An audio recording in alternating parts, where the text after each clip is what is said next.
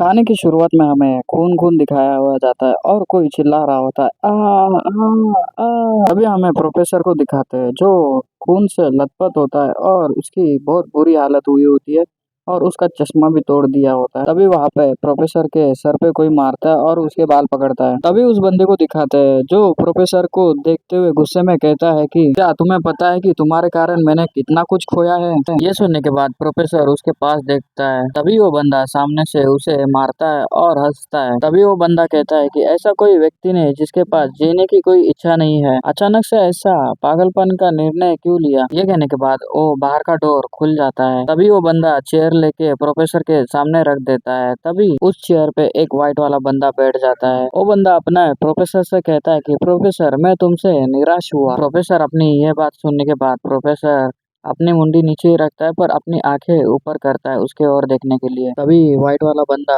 अपनी सिगार जलाते हुए कहता है कि मैंने ऐसा सोचा कि हम एक ही नाव पर थे। ये सुनकर प्रोफ़ेसर उसके पास देखता है और धीमी आवाज में कहता है कि लोगों का मन आसानी से बदल जाता है। वो बंदा ये सुनने के बाद कहता है कि हाँ तुम सही हो, लोगों के दिमाग से अधिक अविश्वसनीय कुछ भी नहीं है और गुस्से में कहता है कि ये बात मुझ पे लागू नहीं होती। ये सुनने के बाद प्रोफ़ेसर अपना उनकी तरफ देखता है पर कुछ नहीं कहता। तभी व्हाइट वाला बंदा कहता है कि क्या तुम समझते हो कि तुम्हारे झक मारने के कारण सिचुएशन कितनी गंभीर हो गई है? मैंने और तो काफी टाइम लॉस्ट किया है और यहाँ तक कि मैंने क्लाइंट को भी खो दिया है और तो इसके अलावा दूसरी तरफ से हम पर आक्रमण शुरू हो गया है और हम कुछ रूट्स भूल गए हैं। ये सुनने के बाद प्रोफ़ेसर उसके पास देखता है पर कुछ नहीं कहता। तभी वो बंदा गुस्से में कहता है कि अब से तुम्हें इसकी कीमत चुकानी पड़ेगी और तुम एक उदाहरण बन जाओगे। जब मुझे तुम धोखा दोगे तो क्या होता है? ये सुनने के बाद प्रोफ़ेसर अपना कहता है किसी एक व्यक्ति के लिए जिसने अपनी मानवता पाली है तुम तो सस्ते में ही छूट रहे हो। प्रोफ़ेसर ने ऐसा जवाब दिया होता है इसलिए वो दोनों बंदे भी हैरान होते हैं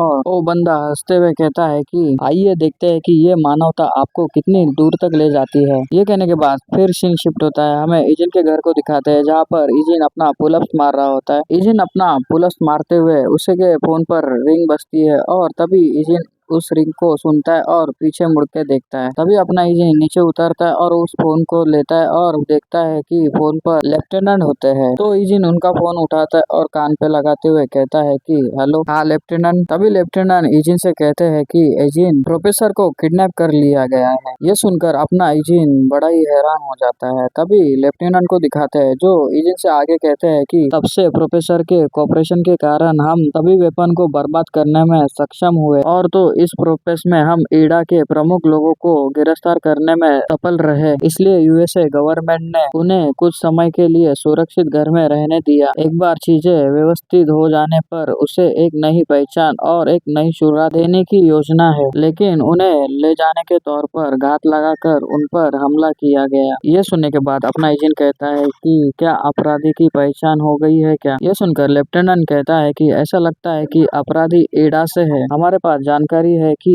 ईडा के बॉस का दाहिना हाथ जैकल किडनैप से कुछ दिनों पहले ही देखा गया था। हम फिलहाल उनके लोकेशन पर नजर रख रहे हैं। ये सुनने के बाद इजिन लेफ्टिनेंट से कहता है कि तुम्हें क्या लगता है उनका मकसद क्या है? फिर लेफ्टिनेंट कुछ कहता है पर हमें बताया नहीं जाता। फिर लास्ट में लेफ्टिनेंट कहता है कि ये मेरी निजी राय है, लेकिन प्रोफेसर ने जो इन्फॉर्मेशन दिया था वो सटीक था। उसने निश्चित रूप से ईडा को धोखा दे दिया, लेकिन फैक्ट ये है कि उन्होंने उसे मौके पर नहीं मारा बल्कि उसका किडनैप कर लिया गया। ये सुनने के बाद इजिन अपना कहता है कि वो लोग एक गद्दार को एक उदाहरण बनाने की कोशिश कर रहे हैं। ये सुनने के बाद लेफ्टिनेंट कहता है कि मैं भी यही सोचता हूँ। ईडी का ये संभवत मानना है कि प्रोफेसर से कुछ हासिल नहीं होने वाला है। उनके पास ऐसा कोई करीबी नहीं है जिनका वो लाभ उठा सके। फिर भी जोखिम के बावजूद उन्होंने किडनैपिंग को अंजाम दिया, दुनिया को विश्वासघात की कीमत बताने के लिए। उन्हें बिट्रे करने के बाद कौन सी प्राइस देनी पड़ती है? ये सुनने के बाद इजिन कहता है कि फिर बर्बाद करने का टाइम नहीं है। तभी लेफ्टिनेंट इजिन से कहता है कि बिल्कुल सही, मैं इस बात को आपसे नहीं छुपा सकता, इसलिए मैंने आपसे संपर्क किया। ये सुनने के बाद इजिन अपना कहता है कि प्लीज जैसे ही प्रोफेसर का लोकेशन कंफर्म हो जाए तो मुझे बता दो। ये सुनकर लेफ्टिनेंट राहत के साथ छोड़ता है और कहता है कि ठीक है, मैं बता दूंगा और हाँ थैंक यू। तभी घड़ी में 9 बजे हुए होते हैं। इजिन अपना घड़ी की तरफ देखता है और फिर फोन रखता है और फिर अपने डेस्क के जाके इधर खड़ा हो जाता है और फिर वहां से एक डेक में से एक ड्रॉ निकालता है जिसमें फोन पड़ा हुआ होता है, जिससे जिससे इजी नंबर लोग को कॉल करता है। तभी 07 को दिखाते हैं जो कहता है कि ईडा, और आगे जानकारी देता है कि ओ अंडरवर्ल्ड में काफी बदनाम है, तुम अचानक उस इलीगल्स आर्म डीलर्स के बारे में क्यों पूछ रहे हो। ये सुनकर इजिन अपना 07 से कहता है कि मुझे उनकी इंफॉर्मेशन चाहिए जितनी जल्दी हो सके, विशेष रूप से उनके बॉस और जैकल नामक एक व्यक्ति के बारे में, और तो वो लोकेशन जहाँ पे वो अभी रह रहे हैं। इजिन के मुंह से जैकल का नाम सुनकर 07 हैरान होता है। जैकल वो एक ऐसा व्यक्ति है जिन्होंने हमसे तब संपर्क किया था जब हमने कैंप की लाइफ छोड़ दी थी और मशीनरी का काम शुरू किया था। ये सुनने के बाद इजिन अपना खामोश रहता है और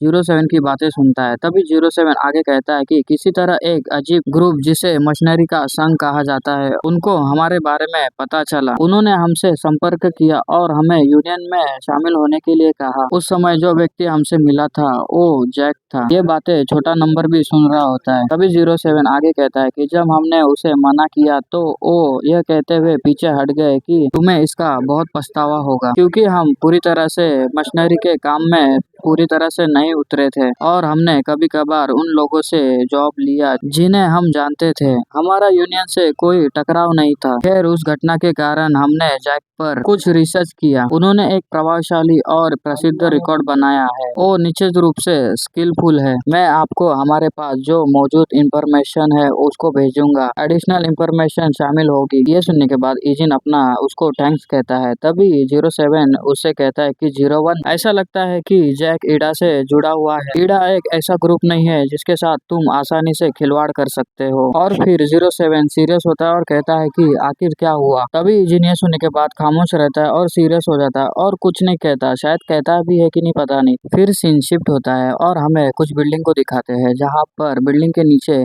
कई कार आई होती है और बहुत सारे लोगों को दिखाते हैं जो शायद पार्टी में आए हुए होते हैं किसी के तो।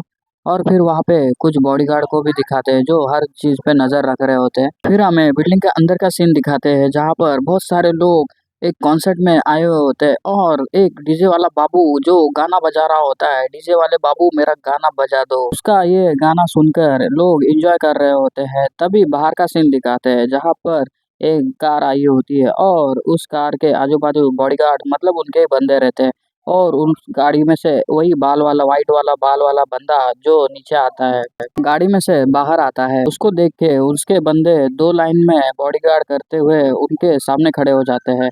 तभी वो बंदा उनके बीच में से निकलते हुए हंसते हुए जाने लगता है। तभी हमें उस कार के पीछे और एक कार को दिखाते हैं जो वहां पर खड़ी होती है और उसके अंदर अपना छोटा नंबर रहता है जो दूरबीन लगा के हुए उस बंदे के ऊपर नजर रख रहा होता है और फिर उसको देखते हुए कहता है कि टारगेट कंफर्म हुआ, और तो टारगेट अभी अंदर के साइड जा रहा है। फिर हमें अंदर का सीन दिखाते हैं जहाँ पर वही गाना बज रहा होता है और लोग एंजॉय कर रहे होते हैं। तभी उनके बीच में ही अपने को एक साइड पे अपना इजिन दिखता है जो किसी पे नजर रख रहा होता है और इजिन अपना यहाँ वहाँ देखने लगता है। तभी हमें वेटर के हाथ को दिखाते हैं जहाँ पर उसमें ग्लास भरे हुए होते हैं वाइन के, और फिर लोगों के ऊपर फोकस जाता है और वो लोग काफी एंजॉय कर रहे होते हैं इस गाने के, और गाने के बीच में अपना 07 अपना वेटर बना हुआ होता है और एक स्माइल हंसता है।